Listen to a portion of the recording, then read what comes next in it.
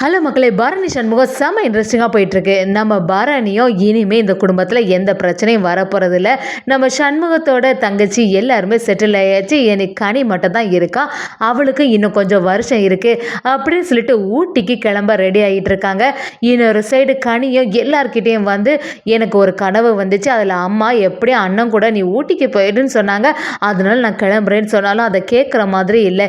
இத்தனை வருஷம் கழித்து அண்ணனும் அண்ணியும் இப்போ தான் ஃபஸ்ட் டைம் வெளியில் போகிறாங்க. அவங்க வெளியில் போகட்டுமே அப்படிங்கிற மாதிரி கனியை தடுத்து நிறுத்திடுறாங்க. அதே சமயத்தில் பாண்டியம்மாள் சவுந்தர பாண்டியன் போட்ட திட்டத்துப்படியே அந்த ஆளுக்கிட்ட ஃபோன் பண்ணி சொல்லவும் கனியை ஸ்கூல்லேருந்து அப்படியே கடத்திட்டு போயிடுறாங்கன்னே சொல்லலாம். ஒரு வழியாக கனிக்கும் அந்த ஆளுக்கும் சேர்ந்த மாதிரி மேரேஜ் வேலைகளை எல்லாம் தடபுடலாக ரெடி பண்ணிட்டு இருக்காங்க. இதை பார்த்துட்டு கனி ரொம்பவே அதிர்ச்சியாகி அந்த இடத்துல கதறி அழ ஆரம்பிக்கிறாங்க. நம்மளை யாராவது காப்பாற்ற மாட்டாங்களா, அண்ணன் எப்போ தான் வருவாங்க அப்படிங்கிற மாதிரி ஏங்க ஆரம்பிக்கிறாங்க. ஒரு கட்டத்தில் எல்லா உண்மைகளும் தெரிஞ்ச சண்முகம் அந்த இடத்துல வந்து நம்ம கனியை காப்பாத்திட்டாங்கன்னே சொல்லலாம். வீடியோக்குள்ள போறதுக்கு முன்னாடி யாரெல்லாம் நம்ம சேனலுக்கு சப்ஸ்கிரைப் பண்ணி அவங்க சப்ஸ்கிரைப் பண்ணிருங்க. அப்படியே பக்கத்தில் இருக்க பெல் ஐக்கானை கிளிக் பண்ணிருங்க. அப்பதான் நான் போடுற வீடியோலாம் உங்களுக்கு நோட்டிபிகேஷனா வரும். நம்ம கனியும் அவங்க அக்கா எல்லார்கிட்டே வந்து எனக்கு ஒரு கனவு வந்ததுக்கா அம்மா என்கிட்ட வந்து அண்ணன் கூடயே நீ ஊட்டிக்கு கிளம்பிடு அப்படின்னு சொன்னாங்க. என்ன பண்ணுறது, அதனால் நான் ஊட்டி கிளம்ப ரெடி ஆகிறேன் அந்த மாதிரி சொல்லும்போது அக்கா எல்லாரும் சேர்ந்த மாதிரி என்ன கனி விளையாடுறியா, எதுக்கு நீ ஊட்டிக்கு போகணுன்னு ஆசைப்பட்டனால அம்மாவுக்கு பேரெல்லாம் சொல்லி இப்படி போய் சொல்கிற, உன்னை பற்றி எனக்கு நல்லாவே தெரியும், இந்த மாதிரிலாம் சொல்லாதல்ல, ஏற்கனவே அண்ணனும் அண்ணியும் இப்போ தானே ஃபஸ்ட் டைம் இப்படி வெளியில் போகிறாங்க, அந்த டைமில் நீ இப்படிலாம் சொல்லாதன்னு நம்ம வீராவும் கனியை தடுத்து நிறுத்துறாங்க. கனியும் யாருக்கும் தெரியாம பேகுக்குள்ள ட்ரெஸ் எல்லாம் எடுத்து வைக்கிறத பார்த்துட்டு இருந்த, என்ன இந்த குட்டி பிசாசு பண்ணுது, எதுக்கு இந்த ட்ரெஸ் எல்லாம் எடுத்து வைக்குதுன்னு தெரியலையே அப்படின்னு விசாரிக்கும் போது என் கனவுல வந்தாங்க என்னோட அம்மா, அது மட்டும் இல்லாமல் அண்ணன் கூட போக சொன்னாங்கன்னு அந்த கதையே திருப்பி சொன்ன உடனே பாண்டியம்மாலாம் டென்ஷன் ஆகி, என்னல பேசுகிற, உங்கள் அண்ணனை அண்ணியை தனியாக போகிட்டு எதுக்கு நீ தேவையில்லாத வேலையெல்லாம் செய்கிற, நீ பாட்டுக்கு ஸ்கூலுக்கு போகிற வழியை பாரு, அப்போ தானே நான் நினச்ச மாதிரி நடக்கும்னு அப்படி சொன்ன உடனே கனியும் என்ன சொன்னீங்கன்னு கேட்குறாங்க. இல்லை ஒன்றும் இல்லை, ஸ்கூலுக்கு போகிற வழியை பாருன்னு சொல்லிடுறாங்க. இதை பார்த்துட்டு இருந்த நம்ம வீரா கிட்ட வந்து பாண்டியம்மா ஏல உன் தங்கச்சி என்ன பண்ணுறான்னு பாருல, ஸ்கூலுக்கு போகாமல் ட்ரெஸ் எல்லாம் எடுத்து வச்சிட்டு இருக்கா, ஏதோ அவன் அண்ணன் கூட போகணும்னு வேற சொல்லிட்டு இருக்கா அப்படின்னு சொன்ன உடனே நம்ம அவன் கணிக்கிட்ட வந்து இதெல்லாம் எதுக்கு எடுத்துட்டு இருக்கா, பேசாமல் ஸ்கூலுக்கு போகிற வழியை பாரு, இந்த கனவை பற்றி மட்டும் அண்ணன்கிட்ட சொல்லிடாத, அதுக்கப்புறமா அண்ணன் ரொம்பவே ஃபீல் பண்ண ஆரம்பிப்பான் அப்படின்னு சொல்லிட்டு வீராவும் நம்ம கனியை சமாதானப்படுத்துகிறாங்க. கனிக்கு மனசே இல்லை, எப்படியாவது அவங்க அண்ணன் கூட ஊட்டிக்கு போயிடணும், அம்மா வர கனவுல வந்து சொல்லிச்சே என்ன செய்யறதுக்கு அப்படிங்கிற மாதிரி கனியும் அதை நினச்சி குழப்பத்தில் இருக்காங்க. சண்முகமும் பரணியும் சரி நாங்கள் ஊட்டிக்கு போகிறதுக்கு ரெடி ஆகிட்டு இருக்காங்க.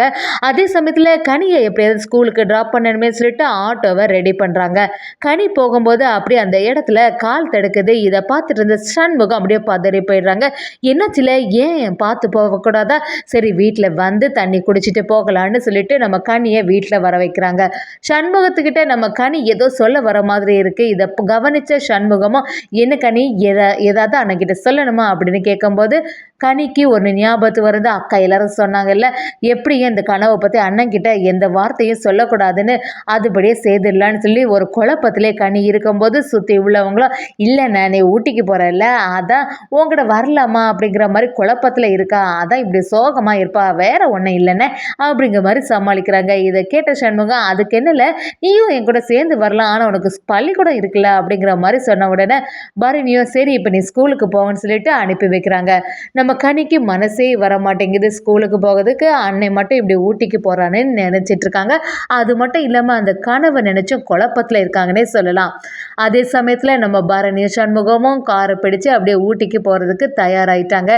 இதை பார்த்துட்டு இருந்த வைகுண்டமும் செலவுக்கு கஞ்சத்தனமாட்டு இருந்துட்டு இருக்காத, பரணி என்ன கேட்டாலும் வாங்கி கொடுல அப்படிங்கிற மாதிரி நம்ம சண்முகத்திட்ட சொல்லி வைக்கிறாங்க. சரிப்பா அதெல்லாம் நான் பார்த்துக்கலான்னு சொல்லிட்டு சண்முகமும் பரணியும் கிளம்புறதுக்கு ரெடி ஆகுறாங்க. இதெல்லாம் பார்த்துட்டு இருந்த பாண்டியம்மாலும் இதான் சரியான டைமு, சண்முகம் வேற வீட்டில் இல்லை, அவன் மட்டும் வீட்டில் இருந்தால் நம்ம காரியம் எதுவுமே நடக்காதுன்னு சொல்லிட்டு ஃபோனில் இவன் சண்முகம் எல்லாம் கிளம்பியாச்சு, நீங்கள் அந்த ஸ்கூலுக்கு போய் அந்த கனியை அப்படியே கடத்திட்டு உங்களுக்கு வேலையை முடிச்சிருங்க அப்படிங்கிற மாதிரி சொல்கிறாங்க.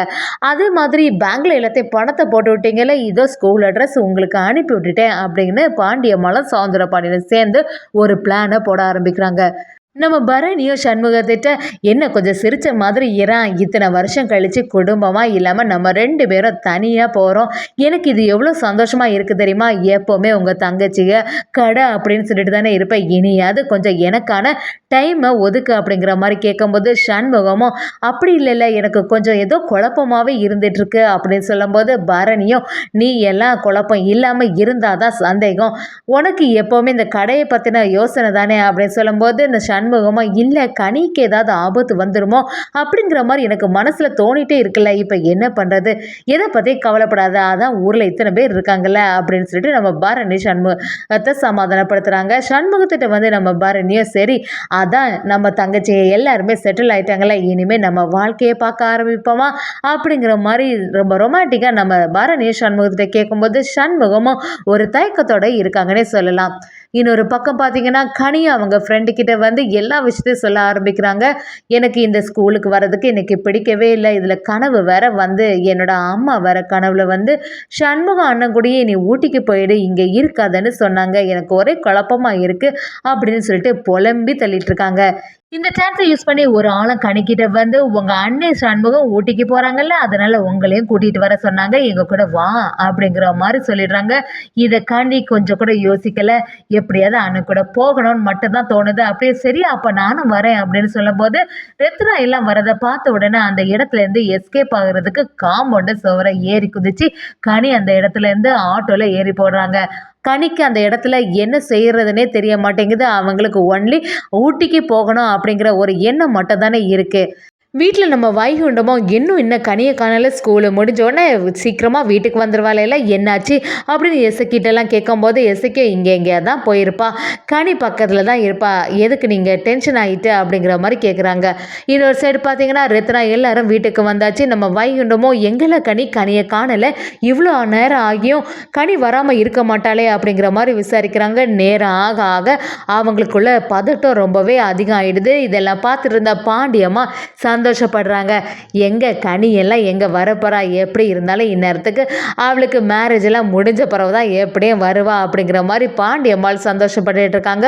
வைகுண்டத்துக்கும் ரொம்பவே பதட்டம் ஆகிடுது. இசைக்கும் ரத்னா கிட்ட வந்து என்ன ரத்னா கனி ஏதாவது ஸ்கூலில் பார்த்தியா அப்படின்னு விசாரிக்க ஆரம்பிக்கும் போது இல்லை கனி வந்து ஸ்கூலில் தான் இருந்தா, அப்போவே ஸ்கூலெல்லாம் முடிஞ்சிட்டு எல்லாரும் வீட்டுக்கு வேற வந்தாச்சே அப்படின்னு சொல்லும்போது சரி இதுக்கு மேலே மறைச்சிட்டு இருந்தா சரி வராது, வீரா கிட்ட சொல்லி எப்படியாவது கனியை எல்லா இடத்துலையும் தேடுறதுக்கு சொல்லலான்னு வீரா கிட்ட சொல்ல பார்க்குறாங்க. வீராவும் என்ன சொல்கிறல, கனி எப்படி காணாமல் போவா, காலையில் வேற ரொம்பவே பதட்டமாக இருந்தா, கனவுன்னு எல்லாம் சொல்லிட்டு இருந்தா, அம்மா சொன்னது ஒரு சமயம் உண்மையாக இருக்குமோ, கனவு எல்லாம் வந்திருக்குமோ அப்படிங்கிற மாதிரி நம்ம எசக்கியும் குழம்பி போயிடுறாங்க. கனியை இப்படி தவற விட்டுட்டோமே, எங்கே இருப்பா, சரி இப்போதைக்கு அண்ணங்கிட்ட எதுவுமே சொல்லாண்டா நம்மளே பார்த்துக்கலான்னு சொல்லிட்டு எல்லா பக்கமும் நம்ம கனியை தேடுறதுக்கு ஆரம்பிக்கிறாங்க. இன்னொரு பக்கம் நம்ம சண்முகத்துக்கும் சரி வீட்டில் என்ன நடக்குதுன்னு சொல்லி ஃபோன் பண்ணி பார்க்கும்போது எல்லாரும் பதட்டமாக இருக்கிறது தெரிய வருது. சண்முகமும் அங்கே என்ன நடக்குது உண்மையை சொல்லுங்க அப்படின்னு விசாரிக்கும் போது ஒரு கட்டத்தில் நம்ம இசைக்கையும் எல்லாத்தையும் உளறி கொட்டிடுறாங்க. கனியை காணலை. நான் இதை கேட்ட உடனே சண்முகம் அப்படியே பதட்டம் ஆகிடுறாங்க. எப்படியாவது கனியை காப்பாற்றணும், ஆனால் அதுக்கு என்ன பண்ணுறது அப்படின்னு சொல்லும்போது ஸ்கூலில் விசாரிக்கிறாங்க. அப்போ அந்த ஃப்ரெண்டும் எல்லாத்தையும் சொல்கிறாங்க. ரவுடி மாதிரி ஒருத்தங்க வந்தாங்க, சண்முகானே ஊட்டிக்கு போகிறாங்கல்ல அவங்க தான் கூப்பிட சொன்னாங்க அப்படின்னு சொன்னதும் கனி இந்த சைடு வழியாக போயிட்டா அப்படிங்கிற எல்லா விஷயத்தையும் சொல்லிடுறாங்க. நம்ம ரத்னாக்கு அந்த இடத்துல தாங்கவே முடியலை, ஏதோ ஒரு சூழ்ச்சி நடந்திருக்குன்னு நினைக்கிறாங்க. சண்முகமும் இந்த இடத்துல கண்டிப்பாக நம்ம ஊட்டிக்கு போகிறோன்னு தெரிஞ்சிருக்குன்னா அப்போ குடும்பத்தில் உள்ளவங்க மூலமாக தான் இந்த சதி நடந்திருக்கும், எப்படி இதை கண்டுபிடிக்கணும்னு சொல்லிட்டு சண்முகம் சரியாக களத்தில் இறங்கி நம்ம கனியை ஒரு வழியாக கண்டுபிடிச்சி காப்பாற்றிட்டாங்கன்னே சொல்லலாம்.